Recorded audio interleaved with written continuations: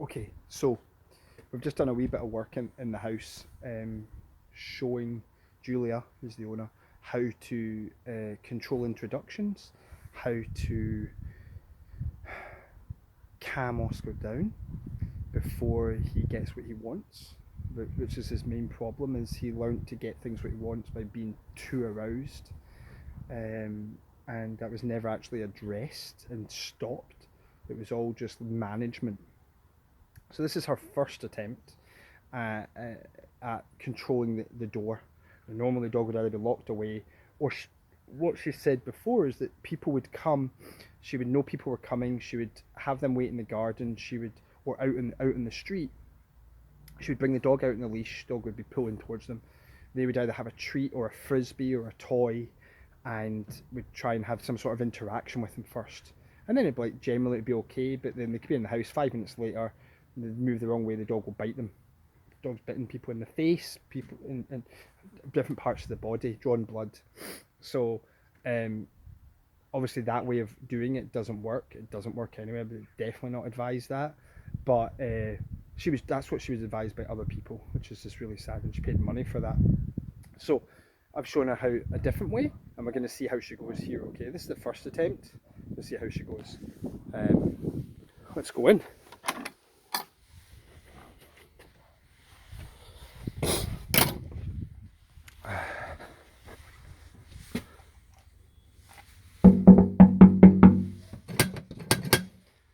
So dog would normally be going off its head. So from what I can hear, I can't really hear anything. That's already a good start. Good. Now, when you first, good movement. When you first open it, like when I go hi, or you went hello, that can be a secondary trigger. So sometimes you can get the dog calm, which clearly you've got already, but calm. But then the door gets, that noise of the handle or whatever. There's lots of little triggers. But when you then open it, or the person goes hello or whatever, that could trigger it almost like a doorbell again. So you have to be ready for that. Which you were. You said hi and then you looked for him, which was great. But you weren't looking for him like, oh no. You were looking for him like, you think so? Yeah. I pay for the door, no you. Right? So even just that energy, which is dog's language, has a huge impact. Okay, you're claiming the area. Okay, now let's just for people that are watching, nobody's watching right now, it's just on a camera, but they will later. You haven't locked the dog away or anything. No. Very good. Good job, buddy. Good job. So just talk before we put them in. In fact, let's follow this through and then we'll talk about it. So what would you do next? What did I tell you maybe to do next? Go over to place. Put them in place. That's right. So pick up the leash. So see, as soon as you pick up that leash, be very clear, very clear in your direction. Perfect, but try to withhold initially the pet, because that could just, he'd be like, it's almost like, follow me, but don't follow me. Okay, yeah. It's quite hard for him, right? Whereas if you just, good, but you're still in piano lessons, pal. He's going to stay there for longer. Whereas if you pet or, I miss you, he's going to follow you, you know? Yeah. So this is better. So he has a place. So tell me what happened at the door then. The door went. So we were in here. Okay. And doorbell Now Julia has just moved in, by the way. That's why there's no actual furniture. It will be here soon. So doorbell went. Initially, he was a bit frightened of the noise of the doorbell. Okay, so he went. Okay, so he went to bark or run towards. Yeah. So I was sort of in the doorway moving, and it was when I moved. Initially, the doorbell noise made him afraid, and he went. Okay, which is his real issue. Yeah. Okay. And I moved towards the door, and then he tried to follow me, and he was barking, and turned around and just you gave him leadership. Back onto him, so took a step towards him, and he took a step back and sat down. Awesome. Told him good, and then walked to the door, and then so you just kind of nipped that in the bud. Into the Perfect. Hallway, but he didn't follow all the way to the door. Yes. Now, what would you have done when you gave him that body language, and that was obviously at that time enough? He was like. Cool. He was going to fall back. He showed you first, I'm nervous. Yeah. That's what he kind of showed you first. Yeah. And then he went, oh no, but I deal with it myself. And that makes me more nervous, but I have to do it myself. But you then stepped in there and went, I've got this. Yeah. You don't do that. And he went, oh, right, okay. Yeah. But if he had challenged you more there, because you used body language, what would you have done next? Either poke or... Yeah. You would have been physical. Yeah. Touched. Yeah. Don't. I mean it. Yeah. That's right. So then you then went to the door. He followed you a bit, but that was the key thing. Yeah. He followed you rather than normally you'd be following him. Yeah, absolutely. You know, so you kind of burst his bubble, brought everything down. Still learning. Yeah. Here we can see this panting, etc. that he's doing. Definitely learning. It's a big challenge for him. Good job, buddy. Yes, you're doing very well, very, very well.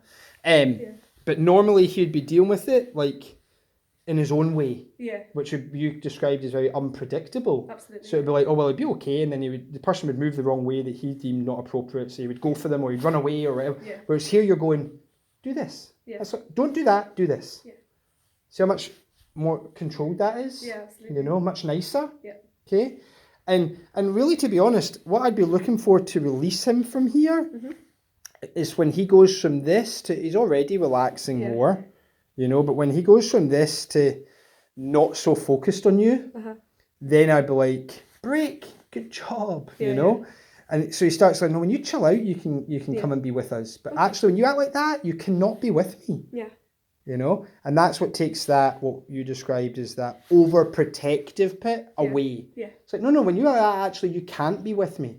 And I'm not going to let you act like that. And you don't do that by, you've been doing that a wee bit right now by going, you can't be with me because I don't trust you with this person, so I put you in the other room. Yeah. Whereas here, it's all psychological rather than physical, which actually changes the behaviour. And this is where it's like, what we describe as the messy middle. Okay. Which is he's going through his addiction recovery right now. He's like, this is hard. Yeah. But it's all in his own head. Nothing bad's actually happening. No, exactly. Whereas he'd feel right now that it's his job to be here, controlling the whole situation. Yeah. And you're like, no, I decide who comes in my own house, not you. Yeah.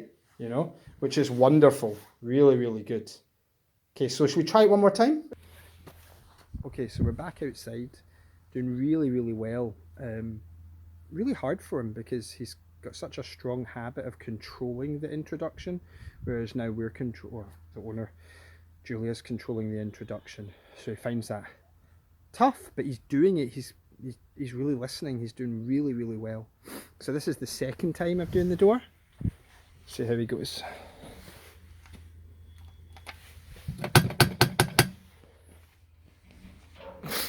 Oh, hear a bark.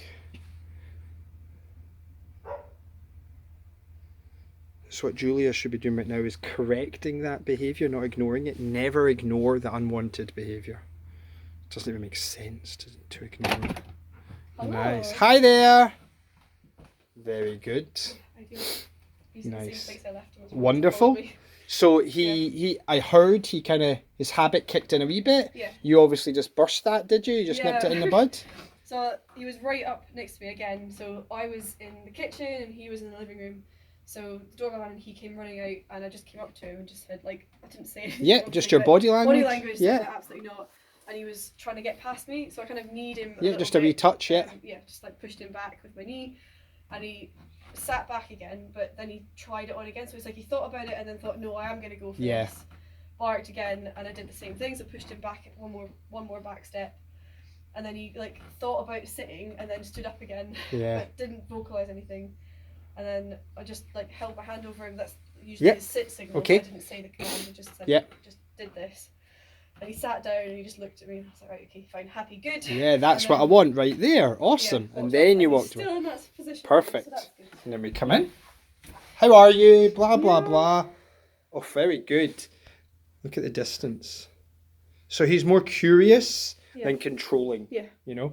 Now what'll be interesting here is you're gonna not even do the place bit yet, because you've controlled the introduction. I'm gonna walk in front and I'm just gonna, hiya darling, and I'm just gonna walk right by him and just like walk around. So normally if I was somebody coming in and you haven't controlled it and they came in and started walking around, what would he be following them? Would he barking at them, jumping? What would he, all of those things? So or if they haven't acknowledged him, then he'll be jumping at them trying to get their attention. Yes. If it's someone that I've pre-warned, tell him to sit because he will try and jump, then he'd be sitting, but like his tail be wagging. Yeah, everything's just so trying to get, pay attention to me, pay attention. Yeah. Whereas now it's more, he saw me, but then he's like, wait, Mum, what do you want me to do? Yeah. You know, because you're the one that decided how to meet. Yeah. So this is very good. Good job, buddy. You're doing very well. Yes, well done. So he can come when he's invited into the space rather than him deciding. Does that make sense? Yeah. So how safe